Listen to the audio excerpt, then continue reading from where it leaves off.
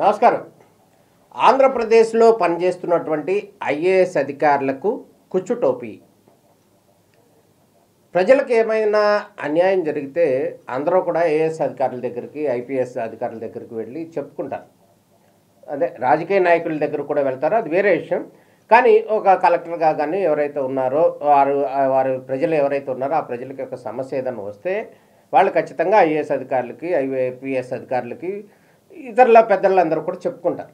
కానీ ఇక్కడ ఆంధ్రప్రదేశ్లో ఉన్నటువంటి బ్యూరోక్రాట్లు ఎవరైతే ఉన్నారో, ఐఏఎస్, ఐపీఎస్, ఐఆర్ఎస్ అధికారులు ఎవరైతే ఉన్నారో వారందరికి కూడా తీవ్రమైనటువంటి అన్యాయం జరిగింది. రాష్ట్ర ప్రభుత్వం పెద్ద కుచ్చుటోపీ వాళ్ళ నెత్తి మీద పెట్టింది అనటంలో ఎటువంటి సందేహం లేదు. ఇదేంటి, రాష్ట్ర పరిపాలన మొత్తం నిర్వహించేదంతా ఐఏఎస్ అధికారులు, శాంతి భద్రతలు పరిరక్షించేదంతా ఐపీఎస్ అధికారులు కదా, మరి వాళ్ళకి కుచ్చుటోపీ పెట్టడం ఏంటి? ఇదేదో ఫాల్స్ న్యూస్ అనుకోవచ్చు, కానీ నిజం, 100% నిజం. ఆంధ్రప్రదేశ్లో పనిచేసేటటువంటి బ్యూరోక్రాట్లు ఎవరైతే ఉన్నారో వారందరికి కూడా రాష్ట్ర ప్రభుత్వం కుచ్చుటోపీ పెట్టింది. వీరితో పాటుగా ఆంధ్రప్రదేశ్ హైకోర్టులో పనిచేసేటటువంటి సీనియర్ న్యాయవాదులు ఎవరైతే ఉన్నారో వారందరికి కూడా కుచ్చుటోపీ పెట్టింది. ఏంటంటే, గత ప్రభుత్వం చంద్రబాబు నాయుడు ముఖ్యమంత్రిగా ఉన్న సందర్భంలో ఆంధ్రప్రదేశ్లో ఏర్పడుతున్నటువంటి నూతనంగా ఏర్పడుతున్న ఆంధ్రప్రదేశ్కు రాజధాని ఏర్పాటు చేయాలని చెప్పి దాదాపు 33,000 ఎకరాలు సేకరణ చేసి, అదేవిధంగా మిగతా ల్యాండ్ కూడా రైతుల దగ్గర సేకరణ చేసి వీరందరితో కలిపి అక్కడ ఒక అద్భుతమైనటువంటి రాజధాని నిర్మాణం చేయాలని చెప్పి అప్పటి ప్రభుత్వం దాంట్లో యోచించింది. దాంట్లో భాగంగానే బ్యూరోక్రాట్లు ఎవరైతే ఉన్నారో, ఆంధ్రప్రదేశ్కి సర్వీస్ చేస్తున్నటువంటి బ్యూరోక్రాట్లు ఎవరైతే ఉన్నారో వారందరికి కూడా మాకు ఇళ్ల స్థలాలు, ఈ అద్భుతమైనటువంటి రాజధానిలో మాకు ఇళ్ల స్థలాలు ఇవ్వాలంటూ ఆంధ్రప్రదేశ్కు సంబంధించినటువంటి ఉన్నత స్థాయి అధికారులందరూ కూడా అప్పటి ముఖ్యమంత్రి చంద్రబాబు నాయుడుకి కోరుకున్న నేపథ్యంలో వారి కోరికను మన్నించినటువంటి చంద్రబాబు నాయుడు వీరందరికీ కూడా ఇళ్ల స్థలాలు ఇవ్వాలి అని చెప్పి నిర్ణయానికి వచ్చారు. దాంట్లో భాగంగానే రాష్ట్రంలో పనిచేసేటటువంటి ఐఏఎస్, ఐపీఎస్, జడ్జెస్ వీళ్ళందరికీ కూడా, ఐఏఎస్, ఐపీఎస్ అధికారులందరికీ కూడా 500 గజాలు 500 గజాలు ఇళ్ల స్థలం ఇవ్వాలి అని నిర్ణయించుకున్నారు. జడ్జెస్కి సంబంధించి 600 గజాలు ఇవ్వాలని చెప్పి నిర్ణయించుకున్నారు. దాంట్లో భాగంగానే గవర్నమెంట్ అయిపోతున్నటువంటి తరుణంలో చివరి రోజుల్లో ఐఏఎస్ అధికారులకి, ఐపీఎస్ అధికారులకు ప్రత్యేకంగా ఒక సెల్ ఏర్పాటు చేసి రిజిస్ట్రేషన్లు కూడా చేసిన పరిస్థితి అప్పటి ప్రభుత్వం. వారికి రిజిస్ట్రేషన్లు కూడా చేసి పత్రాలు మాత్రం వారికి ఇచ్చారు. ఆ తర్వాత జరిగినటువంటి పరిణామాల్లో అయితే ఈ సందర్భంలో ఒక్కో ఐఏఎస్ అధికారి ఆ 500 గజాల స్థలానికి సంబంధించి 25 లక్షలు, అక్షరాల 25 లక్షల రూపాయలు ప్రభుత్వానికి చెల్లించాల్సిన అవసరం ఉంది. ఒక ఐఏఎస్ అధికారి 500 గజాలకు సంబంధించి గజం 5,000 చొప్పున. అయితే దీనికి సంబంధించి అప్పుడు ఎస్బీఐ కానీ, హెచ్డిఎఫ్సి బ్యాంక్ కానీ వీళ్ళందరూ కూడా లోన్లు ప్రొవైడ్ చేయడం జరిగింది. ఐఏఎస్ అధికారులు, ఐపీఎస్ అధికారులందరూ కూడా ప్రభుత్వం ఇస్తుంది, హ్యాపీగా తీసుకుందాం, ఇల్లు కట్టుకుందాం, ఇక్కడ సెటిల్ అయిపోవచ్చు అని చెప్పి చాలామంది భావించారు. గడిచిన 4 సంవత్సరాల్లో కూడా ఐఏఎస్ అధికారులు, ఐపీఎస్ అధికారులు చాలామంది రిటైర్డ్ కూడా అయిపోయారు. ఈ ఐఏఎస్, ఐపీఎస్ అధికారులతో పాటు ఎన్జిఓ లీడర్స్ ఎన్జిఓ అధికారులు ఎవరైతే ఉన్నారో వారందరికి కూడా ఇళ్ల స్థలాలు ఇవ్వాలని, అదేవిధంగా సచివాలయానికి సంబంధించినటువంటి ఉద్యోగులు, రాష్ట్ర హెడ్ క్వార్టర్లో పనిచేసేటటువంటి సచివాలయంలో పనిచేసేటటువంటి ఉద్యోగులకి, సచివాలయంలో ఈ ఉద్యోగులందరికీ కూడా ఇప్పుడు మనం రాజధాని ఏదైనా అనుకుంటున్నామో ఆ రాజధానిలో ఇళ్ల స్థలాలు ఇవ్వాలి. అదేవిధంగా అసెంబ్లీలో పనిచేసేటటువంటి ఉద్యోగులకు కూడా మళ్ళీ ప్రత్యేకంగా స్థలాలు కేటాయించాలి, బిల్డింగ్లు కట్టించాలని, అదేవిధంగా కొంతమంది ఎన్జిఓ హోటల్స్ అయితే కనుక ప్రత్యేకంగా క్వార్టర్స్ కూడా కట్టేసి వాళ్ళకి అలాట్ చేయాలి అనేది అయితే ప్రతిపాదనలు చేశారు. దాదాపు కొంత మేరకు అయితే కూడా నిర్మాణాలు కూడా అయిపోయి దాదాపు ఫైనల్ స్టేజ్కి ఉన్న పరిస్థితి అది. అయితే ఐఏఎస్ అధికారులకు మాత్రం 500 గజాలు ఇళ్ల స్థలం కావాలి అని కోరుకున్నారైతే ఎవరైతే ఉన్నారో వాళ్ళందరూ కూడా ఇళ్ల స్థలాలు ఇచ్చేశారు, వారి పేరు మీద రిజిస్ట్రేషన్లు అయిపోయినాయి, అన్నీ అయిపోయింది. కానీ గడిచిన కొత్త గవర్నమెంట్ వచ్చిన తర్వాత 5 సంవత్సరాలు అయిపోయింది. 5 సంవత్సరాల్లో వాళ్ళకి ఆ స్థలం హ్యాండ్ ఓవర్ చేయలేదు. 500 గజాలు 25 లక్షలు పెట్టి కొనుగోలు చేసినటువంటి ఐఏఎస్ కానీ ఐపీఎస్ అధికారులు ఎవరైతే ఉన్నారో వీళ్ళకి ఆ స్థలం హ్యాండ్ ఓవర్ చేయలేదు. కానీ ఈ బ్యాంకులు ఏవైతే ఉన్నాయో గడిచిన 5 సంవత్సరాల నుంచి కూడా లోన్లు ఈఎంఐలు మాత్రం కడుతూ ఉన్నారు. ఈ నేపథ్యంలోనే ఐఏఎస్ అధికారులు అందరూ కూడా తీవ్రమైనటువంటి ఆవేదన వ్యక్తం చేస్తున్న పరిస్థితి కనపడుతుంది. గతంలో ఐఏఎస్ అధికారులకు సంబంధించి రాష్ట్ర విభజన తర్వాత ఐఏఎస్ అధికారులకు సంబంధించి ప్రత్యేకమైనటువంటి అసోసియేషన్ కానీ వంటివి లేవు. కానీ ఈ జరిగినటువంటి పరిణామాల క్రమంలో వారు తమకు కూడా నష్టం జరుగుతుంది, తమ ఆవేదన ఎవరికి చెప్పుకోవాలో తెలియట్లేదు, అవి ఎవరికి చెప్పాలో కూడా తెలియని పరిస్థితి ఉంది. ఆ నేపథ్యంలో ఐఏఎస్ అధికారులు కూడా సపరేట్గా ఒక అసోసియేషన్ ఏర్పాటు చేసుకోవడం కూడా జరిగిన పరిస్థితి. ఆ తర్వాత జగన్మోహన్ రెడ్డి గారు ముఖ్యమంత్రిగా వచ్చిన తర్వాత పరిపాలన కొనసాగుతున్న తరుణంలో కొద్ది రోజులు జరిగిన తర్వాత ఆంధ్రప్రదేశ్ రాజధానిగా ఉన్నటువంటి అమరావతిని 3 రాజధానులు చేస్తాను, ఎగ్జిక్యూటివ్ క్యాపిటల్ వైజాగ్, న్యాయ రాజధానిగా కర్నూలు చేస్తానంటూ కూడా అనౌన్స్ చేయడం జరిగింది అసెంబ్లీ సాక్షిగా. ఈ నేపథ్యంలో ఇక్కడ రాజధానికి కోసం కానీ రాజధాని ప్రాంత ప్రజలు ఎవరైతే ఉన్నారో రైతులు ఎవరున్నారో వాళ్ళందరూ కూడా తీవ్రమైనటువంటి ఆందోళన చేస్తున్నారు. ఏది ఈ రాజధానికి సంబంధించి, తమ భూములకు సంబంధించి, ఆ డెవలప్మెంట్కి సంబంధించి. కానీ ఎవరైతే ఉన్నారో వారందరూ కూడా రాజధానిని వైజాగ్ తీసుకెళ్తామని కూడా అనౌన్స్ చేయడం జరిగింది. అక్కడ వైజాగ్ ప్రజలు ఏ విధంగా స్వీకరిస్తారు అనేది పక్కన పెడితే, ఇక్కడ రాజధానిని ఇక్కడి నుంచి తరలిస్తామని చెప్పి వచ్చినటువంటి వార్తలు కావచ్చు, సీఎం చేసినటువంటి అనౌన్స్మెంట్ కావచ్చు, వీటన్నిటి నేపథ్యంలో న్యాయస్థానాన్ని రాష్ట్రానికి సంబంధించినటువంటి రైతులందరూ కూడా ఆశ్రయించడం జరిగింది. ఈ నేపథ్యంలోనే రాష్ట్ర హైకోర్టు కావచ్చు, సుప్రీంకోర్టు కావచ్చు, ఈ కేసులన్నీ కూడా రాజధానికి సంబంధించినటువంటి కేసులన్నీ కూడా గత ప్రభుత్వం చేసినటువంటి ఒప్పందాల్లో భాగంగానే తాము ల్యాండ్స్ ప్రభుత్వానికి ఇచ్చామని కూడా వాళ్ళందరూ కూడా చెప్పటం, వారి యొక్క ఆవేదన కానీ వారి యొక్క వాదనలో నిజముందని చెప్పి న్యాయస్థానం భావించి రాజధాని తరలింపు అంశం అనేది తాత్కాలికంగా వాయిదా వేయాలి అంటూ కూడా చెప్పుకుంటూ వచ్చిన పరిస్థితి.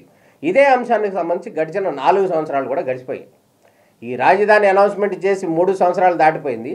కానీ ఈ రాజధానికి సంబంధించిన తరలింపు ప్రక్రియ ఏదైతే ఉందో అది ఒక్క అడుగు కూడా ముందుకెళ్ళలేదు. అయితే ఈ నేపథ్యంలోనే ఈ ఐఏఎస్ అధికారులు అందరూ వెళ్ళి జగన్మోహన్ రెడ్డి గారికి విన్నవించుకున్నారు. బాబు, ఆ రాజధానికి రైతులకు సంబంధించి ఒక వర్షన్ అయితే వాళ్ళకి స్థలం ఇస్తామా, ఇంకోటి ఇస్తామా, ఏం చేస్తామో అనేది పక్కన పెడితే ఐఏఎస్ అధికారులుగా ఉన్నటువంటి తాము 500 గజాల స్థలం ఇస్తామని చెప్పి గత ప్రభుత్వం చెప్పింది, రిజిస్ట్రేషన్ కూడా చేసింది. దానికోసం బ్యాంకులు కూడా 25 లక్షల రూపాయలు లోన్ కూడా ఇచ్చారు. ఆ లోన్ ఈఎంఐ కూడా కడుతున్నాము, కాబట్టి మా పరిస్థితి ఏంటి అని చెప్పి ఐఏఎస్ అధికారులు కూడా ముఖ్యమంత్రిని వేడుకోవడం జరిగింది. ఈ నేపథ్యంలో జగన్మోహన్ రెడ్డి గారు వారందరికి కూడా పూర్తి స్థాయిలో భరోసా ఇచ్చేశారు. ఏంటంటే కాబోయే క్యాపిటల్లో మీరందరికీ ఇళ్ళు ఇచ్చేస్తాం, స్థలాలు ఇచ్చేస్తాం, అంటే వైజాగ్ క్యాపిటల్గా అయిపోతుంది. ఆ క్యాపిటల్గా ఉన్నటువంటి ప్రాంతంలోనే అందరికీ తలా ఒక 500 గజాలు, ఇదే 500 గజాలు అక్కడ ఇచ్చేస్తాం, కాబట్టి ఇష్యూ క్లోజ్, కాబట్టి మీరు ఎవరు మాట్లాడకండి, కంగారు పడకండి, టెన్షన్ పడకండి అని చెప్పి అలా చెప్పినటువంటి ముఖ్యమంత్రి గారు ఆ తర్వాత పరిణామ క్రమంలో రాజధానికి సంబంధించినటువంటి కోర్టు ఇబ్బందులు, న్యాయస్థానంలో జరిగినటువంటి కేసులు, ఇక్కడ ప్రజలు ఆందోళన చేస్తాం, వీటన్నింటి నేపథ్యంలో వారికి సంబంధించి ఇళ్ల స్థలం అనేది అక్కడ కేటాయించలేదు, ఇక్కడ కేటాయించలేదు, ఇక్కడ ఉన్నదాన్ని ఇవ్వలేదు, అక్కడ కొత్తదే కేటాయించలేదు. దాంతో ఈ ఐఏఎస్ అధికారులందరూ కూడా తీవ్రంగా మదన పడుతున్న పరిస్థితి కనపడుతుంది.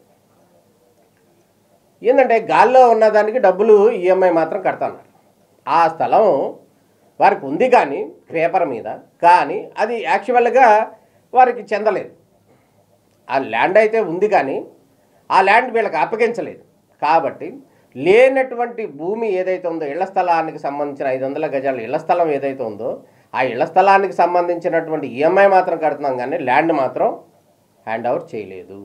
చాలామంది చాలా చోట్ల కూడా మనం గమనించినట్టయితే ఒక బిల్డర్ ఉంటారు. ఆ బిల్డర్ కూడా మేము డబ్బులన్నీ కట్టేసాం, మాకు ఫ్లాట్ హ్యాండ్ ఓవర్ చేయలేదు అంటూ కూడా తీవ్ర మనోవేదన చెంది పెద్దల దగ్గరికి వెళ్ళి ఏదో సెటిల్మెంట్కి వెళ్ళి లేకపోతే ఏదో ఒక కంప్లైంట్ పోలీస్ కంప్లైంట్ ఇచ్చి చేసుకుని ఆ తర్వాత మాత్రం బిల్డరు వీళ్ళకి ల్యాండ్ ఏదైతే ఉందో ఫ్లాట్ అప్పగించడం లేకపోతే ల్యాండ్ అప్పగించడం ఏదో ఇటువంటి భూమికి సంబంధించినటువంటి వివాదాలు జరుగుతూ ఉంటాయి సహజంగా.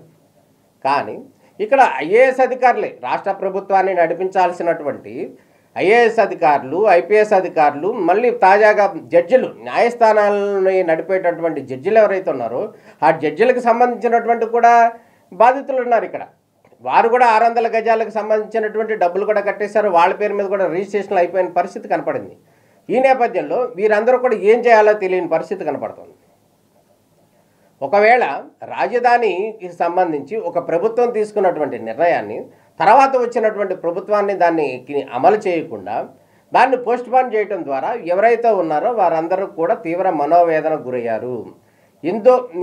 ఇప్పుడు గడిచినటువంటి 5 సంవత్సరాల్లో రిటైర్ అయిపోయినటువంటి ఐఏఎస్ అధికారులు, ఐపీఎస్ అధికారులు, జడ్జెస్ కూడా ఉన్నారు. మరి రిటైర్ అయిపోయిన అధికారులకు కూడా ఈ పథకం ఏదైతే ఉందో ఇది వర్తిస్తుందా?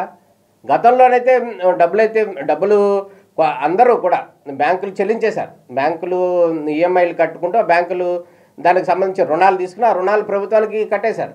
అక్కడ ఏ విధమైనటువంటి డెవలప్ లేదు. ఈ రాజధానికి సంబంధించినటువంటి గందరగోళం ఏర్పడుతున్న పరిస్థితి కనపడుతుంది. ఈ నేపథ్యంలోనే ఐఏఎస్ అధికారులు ఒక్కరు కూడా తమకు ఆవేదన జరుగుతుందని చెప్పి బయటకైతే చెప్పలేదు, కానీ ఎక్కడా కూడా అనౌన్స్మెంట్ చేయలేదు. కానీ లోపల మాత్రం తీవ్ర మనోవేదన పడుతున్నారు. లేని డబ్బులు, లేని ఆస్తికి అప్పులు, రుణాలు కడుతున్నాము అంటూ కూడా చెప్తున్నారు. లేదు, ఆస్తి అనేది ప్రాక్టికల్గా కనపట్లేదు అక్కడ, కానీ రుణాలు మాత్రం కడుతున్నారు. ఇది ఎక్కడ విడ్డూరం? ఒక రాష్ట్రాన్ని నడిపించాల్సినటువంటి ఐఏఎస్ అధికారులకి ఇటువంటి పరిస్థితి వస్తే తాము ఎవరికి చెప్పుకోవాలి? తమ గోడు ఎవరికి చెప్పాలి? ముఖ్యమంత్రి గారికి మేము విన్నవించాం, ముఖ్యమంత్రి గారు కూడా వైజాగ్లో ఇద్దామన్నారు. కానీ టెక్నికల్గా కూడా రాజధాని అనేది అక్కడికి వెళ్ళలేదు. ఇక్కడ కూడా పూర్తిగా ఎస్టాబ్లిష్ కాలేదు. ఇక్కడ లేదు, అక్కడ లేదు. మరి ఎక్కడ ఉంటుంది వీళ్ళకి స్థలం అనేది తెలియదు. మొత్తానికి ఆంధ్రప్రదేశ్ సచివాలయ ఉద్యోగుల విషయంలో అయితే ఎటువంటి క్లారిటీ లేదు. ఎవరైతే ఎన్జిఓ హోమ్లు అయితే కూడా దాదాపు పూర్తయిన పరిస్థితి కనపడుతుందో వాళ్ళకి ఇవ్వడానికి సంబంధించి, అసెంబ్లీకి సంబంధించినటువంటి స్టాఫ్ ఎవరైతే ఉన్నారో అసెంబ్లీకి ఇళ్ల స్థలాలు ఇచ్చే అంశానికి సంబంధించి ప్రస్తుత ప్రభుత్వం కూడా మరొక జీవో కూడా జారీ చేసింది. గతంలో ఇచ్చినటువంటి ఇళ్ల స్థలాలు ఏవైతే ఉన్నాయో దానికి మరో మాడిఫికేషన్ జీవో కూడా జారీ చేసి మేమే ఇస్తున్నాము ఇళ్ల స్థలాలు అంటూ కూడా చెప్పడం జరిగింది. ఎందుకు చెప్పారంటే అసెంబ్లీ ఉద్యోగులకి అసెంబ్లీ మాత్రం ఇక్కడే ఉంటుందని కూడా ఈ ప్రభుత్వం చెప్పింది. కాబట్టి దాంట్లో భాగంగా అసెంబ్లీ ఉద్యోగులకు మాత్రం ఇక్కడ ఇస్తాము అని కూడా చెప్పడం జరిగింది. కానీ ఈ అసెంబ్లీ కానీ ఈ రాజధాని కానీ లేకపోతే మొత్తానికి సంబంధించినటువంటి ఎటువంటి డెవలప్మెంట్ యాక్టివిటీస్ ఒక్కటి కూడా జరగట్లేదు. రాజధానికి సంబంధించి నిర్మాణంలో కూడా అనేక రకాలైనటువంటి యంత్రాలు కానీ యంత్ర సామాగ్రి కానీ ఇవన్నీ కూడా తీసుకొచ్చిన పరిస్థితి, వాటన్నిటిని కూడా గాలికి వదిలేసిన పరిస్థితి, దొంగలు పాలైన పరిస్థితి. రాజధానికి సంబంధించినటువంటి రైతులు ఒక పక్కన 1500 రోజులు ఆందోళన చేస్తున్నటువంటి పరిస్థితి కనపడుతుంది. రాజకీయ పార్టీలు కూడా ఖచ్చితంగా రాజధాని ఇక్కడే ఉంచాలని కూడా ఆందోళన చేస్తున్న పరిస్థితి కనపడుతుంది. ఈ విధమైనటువంటి తరుణంలో ఐఏఎస్ అధికారులు కూడా ఖచ్చితంగా వేచి చూస్తున్నారు. ఆంధ్రప్రదేశ్లో రాజధానికి సంబంధించినటువంటి ఒక ఖచ్చితమైనటువంటి నిర్ణయం వస్తుంది అని చెప్పి ఐఏఎస్ అధికారులందరూ కూడా వేచి చూస్తున్నారు. ఈ వేచి చూసే ధోరణిలో ఉన్నారు అనేది అయితే స్పష్టంగా కనపడుతుంది. తమ ఆవేదన ఎవరికి చెప్పుకోవాలి? ఇప్పుడు రాజకీయ పార్టీలు అనేది వస్తుంటాయి, పోతుంటాయి. కానీ ఈ అధికారుల యొక్క ఉద్యోగాలు అయితే మాత్రం పర్మనెంట్ అని మనం సహజంగా అంటుంటాం. కానీ ఇక్కడ ఐఏఎస్ అధికారుల యొక్క పరిస్థితులు కూడా తారుమారైన పరిస్థితి. ఈ విషయంలో రాజకీయాలకు సంబంధించినటువంటి నిర్ణయాలు తీసుకోవడంలో ఐఏఎస్ అధికారుల యొక్క ఎవరైతే ఉన్నారో వారందరూ కూడా తీవ్ర అన్యాయం జరిగిందనేది అయితే స్పష్టంగా కనపడుతుంది. దాంట్లో భాగంగానే ఈ ఐఏఎస్ అధికారులకి సంబంధించినటువంటి రుణాలు కడుతూనే ఉన్నారు, భూములు మాత్రం హ్యాండ్ ఓవర్ చేయలేదు. హ్యాండ్ ఓవర్ చేసిన తర్వాత 3 సంవత్సరాల్లో ఆ ఇళ్లకు సంబంధించినటువంటి ప్రక్రియ అంతా పూర్తి చేయాలనేది చెప్తున్నటువంటి వర్షం. అయితే ఆ ల్యాండ్కి సంబంధించి ఆ ల్యాండ్ తీసుకున్నారు కదా, ఆ ల్యాండ్ తీసుకున్న తర్వాత 3 సంవత్సరాల ఇల్లు ఏదో ఒకటి కట్టుకోవాలి అనేది ఒక నిబంధన ఉంది. కానీ అందులో భాగంగానే ఈ భూమి వాళ్ళకి హ్యాండ్ ఓవర్ చేయలేదు. ఒకవేళ హ్యాండ్ ఓవర్ చేస్తే కనుక వాళ్ళు ఇంటి నిర్మాణం ఏదో ఒకటి చేసుకునేవాళ్ళు, ఏదో ఒకటి జరిగేది. ఎవరైతే ఉన్నారో రిటైర్ అయిపోయారో వాళ్ళందరూ కూడా ఏదో ఒకటి రిటైర్ అయిపోయిన తర్వాత ఏదో బెనిఫిట్స్తో ఆ ఇల్లు ఏదో ఒకటి కట్టుకునేవాళ్ళు. ఇప్పుడు వీళ్ళు ల్యాండ్ ఇవ్వటం బట్టి వాళ్ళు ఇంకో చాట కట్టుకోలేకపోతున్నారు, ఇవి ఇక్కడ కట్టుకోవడానికి అనుకూలంగా లేని పరిస్థితి. కాబట్టి రాష్ట్రంలో ఉన్నటువంటి ఐఏఎస్ అధికారులు, ఐపీఎస్ అధికారులు, జడ్జెస్ కూడా తీవ్ర ఆందోళనకు గురి అవుతున్నారు. వాళ్ళ ఇళ్ల స్థలాలకు సంబంధించినటువంటి రాష్ట్ర ప్రభుత్వం కావచ్చు, రాజకీయ పార్టీలు అనాలి, ఇప్పుడు రాజకీయ పార్టీలు కావచ్చు, పెద్ద కుచ్చుటోపీ పెట్టారు వాళ్ళ మీద. రానున్న రోజుల్లో అయినా కూడా దీనికి సంబంధించినటువంటి ఒక పూర్తి పరిష్కారం రావాలి, శాశ్వత ఇళ్ల నిర్మాణం జరగాలి అని కూడా వారందరూ కోరుకుంటున్న పరిస్థితి కనపడుతుంది. మొత్తానికి మళ్ళీ ఒకవేళ ఎన్నికలు జరిగితే ఈ ఎన్నికల్లో కనుక మరోసారి ముఖ్యమంత్రిగా జగన్మోహన్ రెడ్డి గారు వస్తే కనుక, న్యాయస్థానాలు కనుక ఈ అడ్డంకులు తొలగితే కనుక ఐఏఎస్ అధికారులకి ఇళ్ల స్థలాలు విశాఖపట్నంలో వస్తాయి. లేదు మరోసారి రాజధాని నిర్మాణం చేయటం, అదేవిధంగా ఐఏఎస్ అధికారులకు, ఎన్జిఓ వాళ్ళకి వీళ్ళందరూ కూడా ఇళ్ల స్థలాలు ఇవ్వటం, జర్నలిస్టులకు కూడా ఇళ్ల స్థలాలు ఇవ్వటం రాజధానిలో, వీటన్నిటికి సంబంధించినటువంటి ప్రక్రియ మొదలెట్టినటువంటి చంద్రబాబు నాయుడు కనుక మళ్ళీ ఇక్కడ ఆంధ్రప్రదేశ్లో అధికారంలోకి వస్తే మళ్ళీ రాజధానిలోనే ఇళ్ల స్థలాలకు సంబంధించినటువంటి ప్రక్రియ జరిగే అవకాశం ఉంది. ఐఏఎస్ అధికారులకు కానీ ఎవరైతే ఉన్నారో వాళ్ళకి ఇచ్చినటువంటి పట్టాలు మళ్ళీ దీనికి సంబంధించినటువంటి అభివృద్ధి కార్యక్రమాలు జరిగే అవకాశం ఉంది. కానీ ప్రస్తుతం రేపో మాపో ఎన్నికలు జరుగుతున్న నేపథ్యంలో ఫలితాలు ఏ విధంగా ఉంటాయి అనేటటువంటి ఉత్కంఠ ఇటు రాష్ట్ర ప్రజలందరితో పాటు సర్వోన్నతంగా ఉన్నటువంటి ఉన్నత పదవులు నిర్వహించేటటువంటి ఐఏఎస్ అధికారులు, ఐపీఎస్ అధికారులు, ఇక్కడ ఉన్నటువంటి జడ్జిలకు కూడా పరిపాలనకు సంబంధించినటువంటి నిర్ణయాలు ఏ విధంగా వస్తాయి, రాజకీయ పార్టీలను ప్రజలు ఏ విధంగా హర్షిస్తారు, ఏ విధంగా స్వాగతిస్తారు అనేది కూడా వారి చేతుల్లో ఉంది అనేది అయితే వారందరూ కూడా క్షుణ్ణంగా ఆలోచిస్తున్నారు. రాష్ట్ర భవిష్యత్తు యొక్క నిర్ణయం ఏ విధంగా ఉంటుందో, ప్రజా తీర్పు ఏ విధంగా ఉంటుంది అనేది కూడా చూస్తున్నారు. దాంట్లో పాటుగానే ఐఏఎస్ అధికారుల యొక్క ఇళ్ల స్థలాలకు సంబంధించినటువంటి పరిపూర్ణమైనటువంటి ప్రక్రియ కొనసాగే అవకాశం ఉంది అని కూడా వాళ్ళందరూ కూడా కోరుతున్న పరిస్థితి. మొత్తానికి ఏం జరుగుతుంది, రానున్న రోజుల్లో ఎటువంటి ప్రభుత్వం ఇక్కడ ఏర్పడుతుంది, ఉన్న ప్రభుత్వం వస్తుందా లేకపోతే కొత్త ప్రభుత్వం వస్తుందా, ఈ నేపథ్యంలో కూడా ఐఏఎస్ అధికారులందరూ కూడా కొద్ది రోజులు వేచి చూసే ధోరణి కనపడుతున్న పరిస్థితి కనపడుతుంది. తర్వాత దీనికి సంబంధించినటువంటి ప్రక్రియ పూర్తిగా అయిపోయిన తర్వాత నిర్ణయం జరిగే అవకాశం కనపడుతుంది. ఏదైనా కూడా రాష్ట్రంలో ఉన్నటువంటి ప్రజలకి చిన్న చితక సమస్యలు వస్తేటటువంటి పరిష్కరించేటటువంటి ఐఏఎస్ కానీ ఐపీఎస్ అధికారులు కానీ వీళ్ళందరికీ కూడా ఇళ్ల స్థలాల విషయంలో న్యాయం జరగాలని చెప్పి మనమందరం కూడా కోరుకుందాం. నమస్కారం.